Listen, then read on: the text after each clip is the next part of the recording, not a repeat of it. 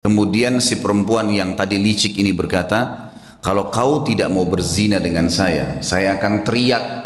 Maksudnya apa tetesan hitam itu? Dia akan merasa beberapa hari ke depan hidupnya gelap, hidupnya sulit dengan satu dosa kecil.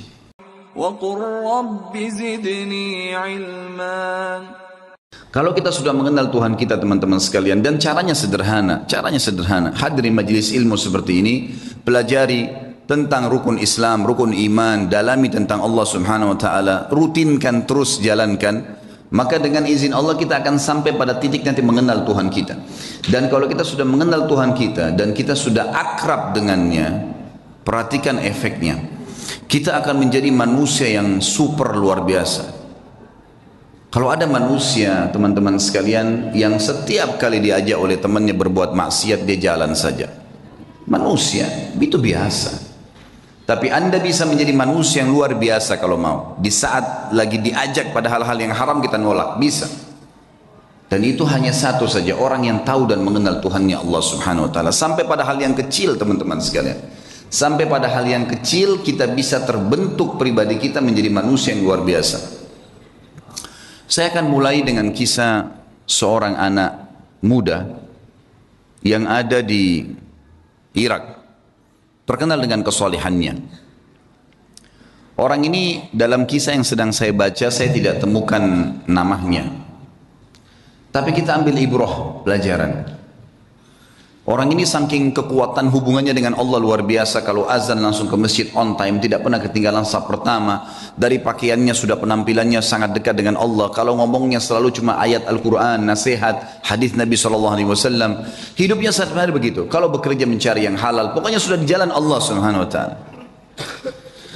Orang ini memiliki kelebihan fisik, sangat gagah. Di Baghdad terkenal pada saat itu dia adalah anak yang paling gagah. Umurnya juga masih sekitar 19 tahun pada saat itu kisah ini terjadi. Sampai menjadi buah bibir di kalangan seluruh wanita di Baghdad pada saat itu. Berharap wanita bisa ngobrol saja sama dia karena luar biasa. Tampannya, orangnya santun, sampai dikejar-kejar. Yang terjadi saudaraku, ada satu wanita kaya, seorang istri pejabat pada saat itu, terkenal dengan kecantikannya, kekayaannya. Semua laki-laki juga mengejar dia karena kelebihan fisik yang dia miliki. Dia berkata kepada orang di sekitarnya, saya akan menaklukkan laki-laki itu dan pasti dia akan berzina dengan saya. Yang terjadi saudaraku, dibuatlah sebuah tipu daya syaitan di depan rumah orang ini, perempuan ini. Kebetulan waktu suaminya lagi pergi bertugas keluar kota, dan zaman dulu orang kalau tugas berbulan-bulan dan Allahu a'lam bisa kembali atau tidak, karena memang mereka pada zaman itu tidak ada komunikasi, tidak ada transportasi kayak kita sekarang, tidak ada alat komunikasi menurut saya yang bagus seperti sekarang, dan tidak ada transportasi. Yang jelas dia lagi di rumahnya, dia berhias dengan semaksimal mungkin kecantikan yang dia miliki, dengan semerbak minyak wangi yang luar biasa. Kemudian dia bilang sama dayang-dayangnya, kalau anak muda itu lewat di depan rumah, bilang kalau di dalam rumah ada orang yang sedang sakit dan tidak ada laki-laki yang bisa bantu, tolong bawa ke tabib. Dijebaklah anak muda ini. Begitu dia lewat, tiba-tiba dayang-dayangnya keluar 3-4 orang dengan teriak-teriak, tolong bantu, tuan kami sedang sakit. Sampai akhirnya tidak ada laki-laki dan tolong bantulah. Akhirnya si laki-laki ini masuk ke dalam rumah tersebut. Waktu dia masuk dalam rumah tersebut, saudaraku seiman, maka yang terjadi adalah, yang terjadi pada saat itu, ditutup pintu. Kemudian si perempuan yang tadi licik ini berkata, kalau kau tidak mau berzina dengan saya akan teriak bahwasanya kau sengaja datang untuk mengganggu saya di rumah saya. Dijebak. Waktu itu rumah semua berdekatan, sedikit teriakan sudah kedengar. Serba salah, apa yang harus dia lakukan? Terjebak di sebuah ruangan rumah dengan wanita yang sempurna. Terjebak di sebuah ruangan, wanita di depan matanya dengan kesempurnaan, cantik, kaya, punya jabatan. Tinggal minta dia berzina saja. Hanya itu. Dia bisa menikmatin, dia bisa mendapatkan harta dan seterusnya. Tapi saudaraku, orang yang sudah mengenal Tuhannya Allah berbeda. Dia sudah tahu siapa dia sudah tahu siapa yang akan dia hadapin dari makhluk juga ini. Dia sudah tahu bagaimana hukum Tuhannya. Dia sudah tahu janji-janji Allah nanti kalau dia meninggalkan yang haram, nantinya di surga akan dibalas apa. Dia sudah pelajari semuanya. Maka dia pun berdoa kepada Allah mengatakan, ya Allah, engkau tahu bagaimana aku menjaga hubunganku denganmu dengan baik. Dan dari dulu aku sudah selalu digoda untuk melakukan hubungan dengan lawan jenis dan aku selalu menahannya. Kenapa sekarang aku tiba-tiba masuk dalam sebuah jebakan syaitan yang seperti ini? Selamatkanlah ya Allah. Tiba-tiba dia rasa mules, perutnya nggak enak. Kemudian dia bilang, saya mules, saya butuh kamar kecil. Kata perempuan tersebut, kamar kecil di depan mata saya ini, buka, silakan masuk. Tapi tetap setelah kau keluar, kau akan zina dengan saya. Kalau enggak, saya akan teriak. Dia masuk, kemudian dia buang air besar dalam kisah ini, maaf, kisahnya memang begitu. Buang air besar, setelah buang air besar muncul ide di pikiran dia. Tiba-tiba Allah berikan petunjuk, dia mengambil kotorannya sendiri, dia tempel di bajunya. Pada saat dia keluar dari ruangan tadi, si perempuan kaya ini yang terkenal dengan kebersihannya, kecantikannya segala, kaget melihat. Tadinya bajunya rapi orang ini, tiba-tiba penuh dengan kotoran dia sendiri. Lalu dia mengatakan, kenapa kau begini? Dia bilang, saya begini orangnya. Inilah yang sedang terjadi sekarang. Maka kalau kau memang mau berzina, saya orangnya sudah seperti ini. Ini kotoran di badan saya. Akhirnya perempuan tersebut mengatakan, keluarkan laki-laki ini jorok dan kotor. Dikeluarkan dari perempuan tadi, dan dia begitu keluar di depan rumah perempuan tadi, sujud syukur kepada Allah selamat dari zina. Bagaimana seseorang kalau tahu dan mengenal Tuhannya, dia akan menyelamatkan dirinya dari dosa, bukan cuma terjerumus, sudah terjebak masih bisa lari, teman-teman sekalian. Betapa lemahnya banyak orang di antara kita, bukan cuma dijebak, dianya sengaja jerumuskan dirinya. Padahal sabda Nabi SAW jelas dalam hadis Bukhari. Kalau seseorang hamba berbuat dosa, satu dosa kecil, tertetes di dalam hatinya titik warna hitam, kelam. Kata ulama hadis begini, maksudnya apa tetesan hitam itu? Dia akan merasa beberapa hari ke depan hidupnya gelap, hidupnya sulit dengan satu dosa kecil. Hidupnya sulit, kelam, banyak pintu-pintu rezeki yang masih tertutup sampai titik hitam itu bersih. Apa kata Ibnu Umar radhiyallahu anhu? Aku mengetahui beratnya dosa kecil yang aku lakukan. Ahkar dzam, dosa yang paling kecil. Mungkin kita cuma melihat sesuatu yang biasa, mungkin cuma sekedar dengar sesuatu yang tidak disengaja. Saya tahu Allah mengharamkan saya sholat berjamaah subuh di masjid sebulan. Terharamkan dari ibadah gara-gara dosa yang paling kecil bagi dia. Sampai saya kadang-kadang teman-teman sekalian kalau menyimak kisah orang-orang saleh ini menganggap diri kita luar biasa kecil. Saya pernah diajak sama istri saya ke satu tempat, butuh sekali harus masuk di mall. Lalu kemudian saya ambil headset handphone saya pasang di kuping. Sambil saya dengarkan ceramah saya sendiri atau saya dengarkan tilawah. Waktu itu tiba-tiba terlintas di benak saya seperti sebelumnya, subhanallah saya nggak pernah terfikir. Kalau saya masuk ada musik, saya pikir ini adalah hal yang biasa. Bukan saya yang putar kok gitu kan. Tapi setelah saya simak kisah-kisah orang saleh ini dan saya fahami makna hadis tadi yang saya sebutkan, ternyata titik noda hitam di dalam hati dari dosa itu walaupun kecil sudah cukup mengharamkan kita dari nikmatnya ibadah yang luar biasa gitu kan. Sampai saya pasang headset tersebut, saya putar. Saya belum menasihatkan istri saya karena saya sendiri juga masih saya sendiri masih butuh itu. Sambil jalan, kemudian selesai belanja kami keluar dari mall, lalu dia tanya, kenapa tadi pakai headset? Saya bilang, bukan tadi kamu dengar musik di sana sini? Dia bilang iya, tapi kan bukan kita yang putar. Saya bilang iya. Ingat, dosa itu seperti segelas racun. Kamu tahu atau tidak tahu itu racun, tetap akan berefek. Saya tidak mau nodai iman saya.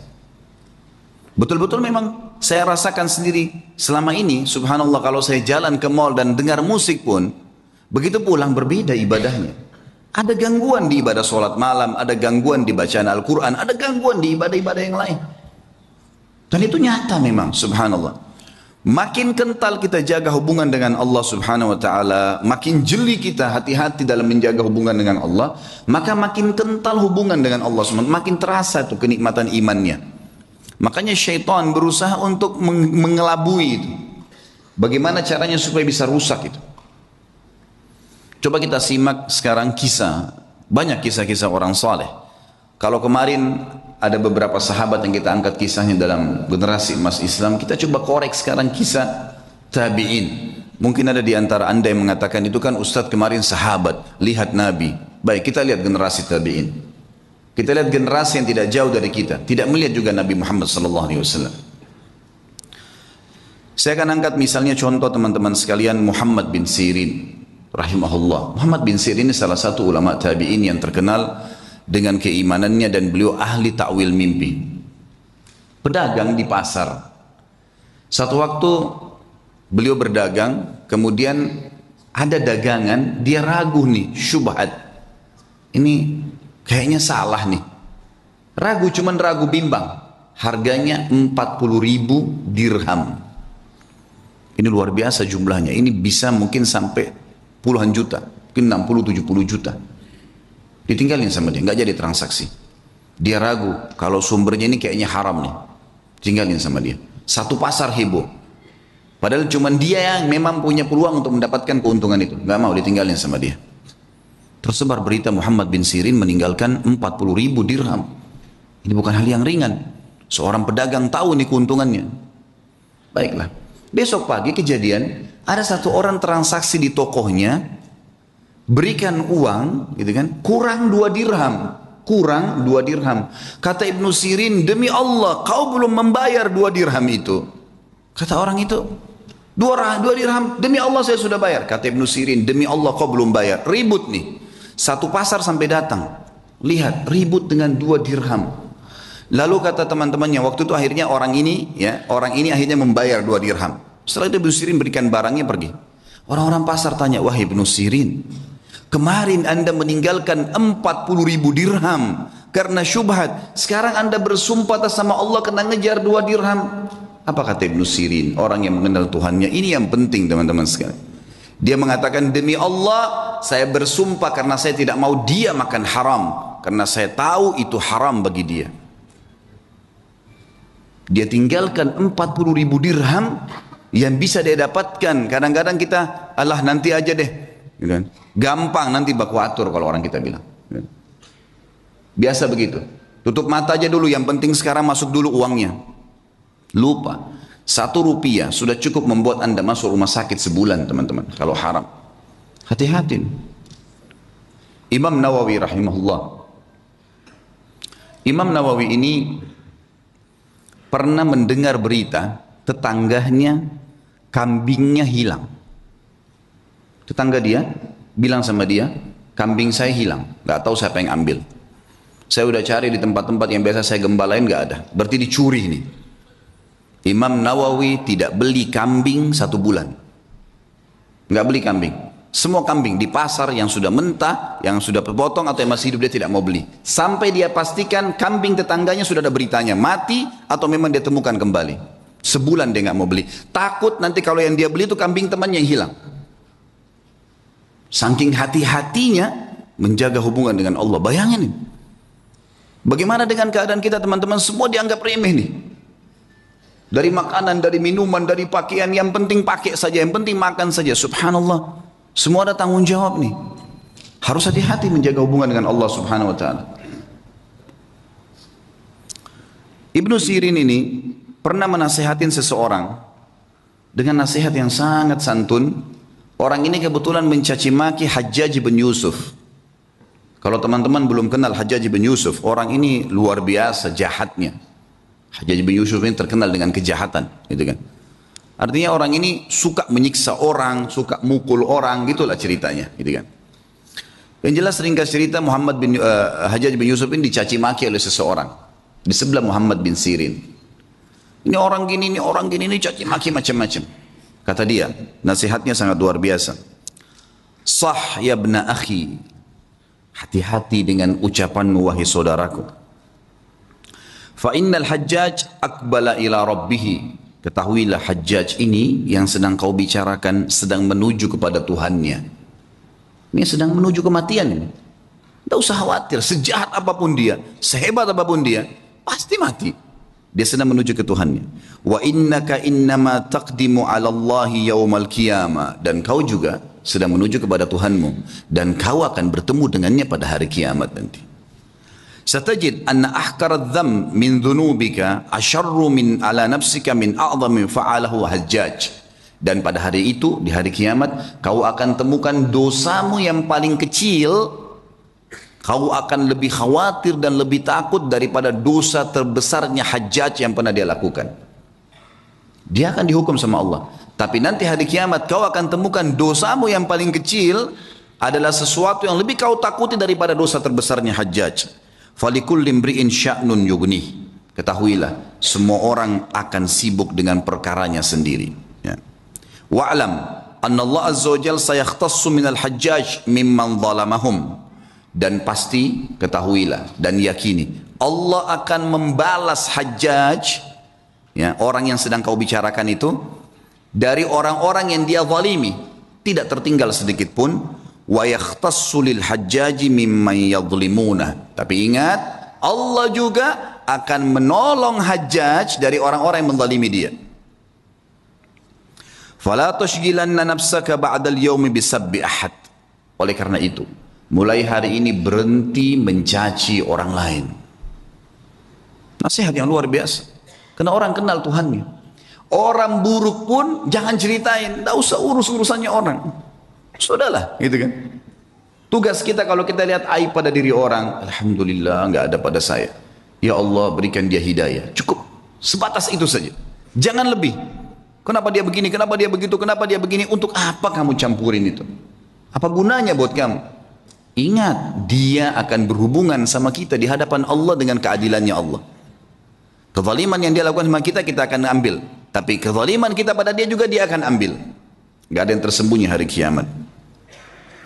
Kisah yang lain, Muhammad bin Sirin, masih Muhammad bin Sirin, saya akan sebutkan beberapa figur. Muhammad bin Sirin ada 3 kisah yang saya angkat. Tadi kisah kedua, kisah ketiga teman-teman sekalian. Muhammad bin Sirin ini pernah membeli madu. Madu ini kebetulan dibeli 1 gentong besar. Kalau gentong di zaman dulu itu mungkin ya bisa menampung sekitar 200 kilo madu. Sampai 250 kilo madu. Waktu dia beli, dia taruh di gentong, rupanya malam hari atau dia tidur, dia lupa tutup gentong itu. Masuk tikus. Tikus ini masuk ke madu. Masuk, dan ini madu diambil karena jumlahnya banyak, jatuh tempo. Muhammad bin Sirin rahimahullah lupa tutup, masuk tikus, tikusnya waktu dia bangun pagi, dilihat mati di madu itu, nggak bisa keluar, melengket, mati. Muhammad bin Sirin rahimahullah mengambil madu itu semuanya dibuang. Dibuang, sengaja cari sungai, dibuang. Dia bukan buang biasa, dibuang di sungai supaya mengalir gitu. Orang-orang semua datangin, wahai Muhammad bin Sirin, tinggal kamu angkat tikusnya, yang lainnya jual. Kenapa kok harus semuanya dibuang? Apa jawaban dia? Demi Allah saudaraku, aku tidak tahu tetesan mana madu yang kena bakteri, yang kena kotorannya, najisnya tikus itu, sehingga saya jual pada seseorang dan saya menipunya. Gitu. Maka saya lebih baik rugi semuanya daripada saya dihisab sama Allah hari kiamat. Luar biasa imannya. Dibuang, dialirkan semua. Kisahnya berlanjut, subhanallah. Pemilik madu datang, nagih. Beberapa waktu kemudian, wahai Ibnu Sirin, tagihannya. Kata Ibnu Sirin, saya belum punya uang. Kata dia, baiklah. Bagaimana jalan keluarnya? Ibnu Sirin bilang, kasih saya waktu, beberapa waktu saya akan bayar. Baiklah, dikasih waktu. Berjalan waktu, sama Ibnu Sirin dengan hikmah Allah belum punya duit. Orang ini hanya mengeluh kepada hakim. Hakimnya manggil, Muhammad bin Sirin ulama besar, dipanggil. Dihormatin di pengadilan, lalu dikatakan, wahai Ibnu Sirin, bagaimana kasus anda? Dia bilang, hukum di tangan anda. Ceritanya begini, dan memang saya belum punya apa-apa. Kata hakim, kalau begitu anda akan dipenjarakan. Kata Ibnu Sirin, lakukan. Penjarakan. Dipenjarain Ibnu Sirin. Sampai tunggu siapa yang bisa bayarin buat dia. Gitu. Subhanallah, penjaga penjara tahu siapa Ibnu Sirin, ulama besar. Kata penjaganya apa? Wahai Ibnu Sirin, Kalau malam hari, pulanglah tidur dengan keluarga Anda, pagi silakan Anda kembali ke sini. Kira-kira bagaimana tuh kalau kita ditawarin begitu? Penjara-penjara silakan pulang ke rumah, nanti pagi datang lagi ke sini. Gitu. Begitu terus di penjara. Kata Ibnu Sirin, demi Allah, sambil pegang kerangkengan penjaranya, demi Allah ya saudaraku, saya tidak akan tolong kamu masuk ke neraka. Saya akan tinggal di sini sampai utang saya terbayar. Gak mau keluar. Baca Al-Quran, sholat malam, sampai akhirnya orang-orang satu Baghdad datang membayarkan dia. Dia tinggal ceritanya dibayarin, ya. Lunasin utangnya sampai dia keluar. Tapi bagaimana mereka mengetahui hubungannya dengan Allah Subhanahu Wa Taala? Dan ini satu hal yang mahal teman-teman sekalian, mahal sekali. Ini hanya bisa didapatkan bagi jiwa-jiwa yang suci, yang bersih, yang mau memang berhubungan dengan Tuhannya. Dan Allah Azza wa Jalla ini zat yang kalau memberi selalu dalam Al-Quran bahasanya apa? Bighairi hisab. Innama yulaqqas sabiruna ajrahum bighairi hisab. Selalu ada kalimat bighairi hisab, bighairi hisab. Bighairi hisab itu tanpa ada hitungan. Kita kalau minta sama Allah satu, Allah nggak kasih satu, 10, 100, 100 ribu. Luar biasa kalau pemberian Allah SWT itu. Saya pernah punya pengalaman pribadi teman-teman sekalian di Jakarta. Waktu saya buka restoran. Subhanallah, dengan hikmah Allah terjadi sesuatu pada saat itu. Restoran ini mengalami kemunduran. Kemudian saya tidak tahu harus berbuat apa lagi. Lalu kemudian saya tetap menjaga komitmen di jalan Allah Subhanahu Wa Taala. Itu memang kebetulan tidak ada duit sama sekali. Restoran ini harus dibongkar total, pindah dari tempat sewanya. Saya nggak tahu harus buat apa.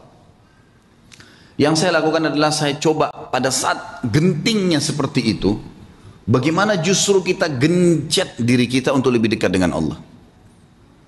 Hati-hati, jangan malah masuk ke dalam hal yang haram. Karena makin memuncaknya sebuah cobaan, maka makin dekat jalan keluar dari Allah. Ini sudah harus 1 minggu lagi saya bayar. Dan kalau tidak dibongkar paksa.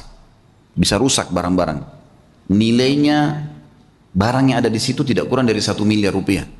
Ini kalau dibongkar, dirusak semua ini jadi masalah. Dan ini ada investor yang masuk dengan saya. Ya Rabbi, apa jalan keluarnya?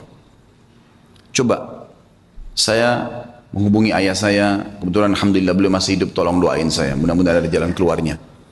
Kemudian saya coba juga melakukan hal-hal yang saya mampu, ibadah kepada Allah SWT, sambil tetap saya sabarin. Tunggu sampai titik terakhir. Subhanallah, waktu itu kejadian hari Senin, hari Jumat, itu kalau saya tidak punya informasi jelas, maka akan dibongkar paksa. Dan ini akan dibongkar, saya nggak tahu mau taruh di mana barang-barang yang penuh. Jumlah luasan restoran 163 meter yang sangat besar, penuh dengan barang-barang. Mau ditaruh di mana nih? Ada coolernya, ada chillernya, ada macam-macam. Subhanallah, hari Rabu saya pengajian malam di Blok M Square di Jakarta. Ada satu jemaah saya, jazakallah khair. Beliau rupanya penggemar ceramah tapi sering dengar di YouTube. Tinggal di Perancis, orang kita. Beliau datang, berhubungan WhatsApp ke saya, Ustaz saya lagi mau ke Jakarta, saya lagi di Jakarta, saya ingin hadir langsung ceramahnya Ustaz. Oh fadlan, silakan antum datang ke Blok M Square hari Rabu malam ini. Kebetulan maghrib Isya ada materi dosa-dosa besar, habis Isya insya Allah akan ada tanya jawab sampai jam 9 malam. Datanglah beliau, habis selesai ceramah dia datang salaman sama saya, karena saya belum pernah lihat fisiknya, cuman selama ini kontek-kontekan program sosial yang saya kasih, sumur lah, beli motor buat dai lah, beragam macam program yang saya kadang-kadang buat di pengajian, itu semua dia ikut menyumbang. Sampai terakhir jazakallah khair, beliau nyumbang untuk mengumrohkan 2 orang hafidh Quran. Yang saya buatin program, kemudian alhamdulillah dia ikut. Yang jelas teman-teman sekalian, saya waktu itu kemudian saya ngobrol sama dia habis sholat, lalu kemudian saya kasih di mobil saya, kebetulan ada beberapa buku agama, silahkan ambil, bawa pulang, mungkin antum bisa baca-baca. Pas mau pisah, hitungan 2 menit sebelum pisah, dia ngomong sama saya, Ustaz saya kemarin ke Ajwad, ke restoran antum, tapi tutup. Oh iya akhi, udah tutup itu, mungkin sekitar sebulan sekalian tutup. Dan memang keadaannya sekarang kayaknya udah nggak bisa saya lanjutin sewanya karena terlalu mahal. Dan ini insya Allah akan mungkin dibongkar, dalam 1-2 hari ini sudah akan dibongkar. Mungkin memang tidak bisa buka lagi. Loh kenapa Ustaz masalahnya? Saya ceritain sepintas. Karena sewa ini harus bayar per bulan sekian, jadi saya tidak bisa menjalankan lagi. Tapi memang nilainya restoran sekian, mungkin saya akan buka saya sudah coba tawarkan saham ke beberapa jemaah, memang belum ada jalan keluar. Emang sahamnya berapa Ustaz? Sahamnya sekian, saya bilang. Ada nilai yang saya sebutin, tentunya tidak layak saya sebutin dalam pengajian. Kemudian dia bilang sama saya, kenapa Ustaz baru bilang? Saya sebenarnya baru kemarin ikut investasi di satu perusahaan yang saya inginin. Baik Ustaz, berikan saya waktu, malam ini saya bicara sama istri, siapa tahu ada jalan keluar. Fadhal, silahkan. Saya pulang ke rumah, kemudian saya setelah mandi segala, mungkin sekitar jam 10 malam saya dihubungin sama beliau. Ustaz, saya sudah musyawarah sama istri, kayaknya saya akan ikut sama antum nih. Investasi. Restoran itu kita bongkar, pindah dari satu tempat, kita sewa, kita pindah semua. Tiba-tiba. Ini orang datang dari Prancis, Allah utus datang ke saya ke Jakarta, kemudian kasih jalan keluar. Dan teman-teman, kalau saya sebutin nilainya, dia kasih uang ke saya, cash 650 juta. Saya sampai gak bisa tahan, waktu itu nangis, sujud-sujud sama Allah, ini jalan keluar bagaimana ini? Saya langsung datang ke mallnya, waktu itu saya bahasakan ini saya mau buka kembali, dia bilang udah gak bisa Pak, harus bongkar. Baiklah, berikan saya waktu, saya sudah punya anggaran, saya sewa. Besoknya saya keliling, subhanallah, saya longin waktu, tidak ada saya kosongin pengajian, saya dapat tempat kontrakan baru, ada tempat lebih besar, saya bisa bayar, pindah semua dengan mudahnya. Dalam 2 minggu setelah itu sudah pindah semua, alhamdulillah, dan sekarang berjalan sudah hampir 2 tahun. Sabar sedikit dalam ketaatan. Dan Allah Azza wa Jal ada bersama kita teman-teman sekalian. Innallaha ma'al ladzina taqaw wal ladzina hum muhsinun. Allah sudah katakan, Allah akan selalu bersama dengan orang yang beriman dan orang yang berbuat baik. Ini enggak, kadang-kadang orang sudah dalam keadaan genting, susah, maksiat lagi. Tambah kebar, tambah mabuk, tambah berzina, menambah menumpuk-numpuk masalahnya. Sementara masalah kecil saya sudah cukup membuat masalah yang besar buat kita. Maka harus sabar. Yakin dengan Allah Subhanahu wa taala.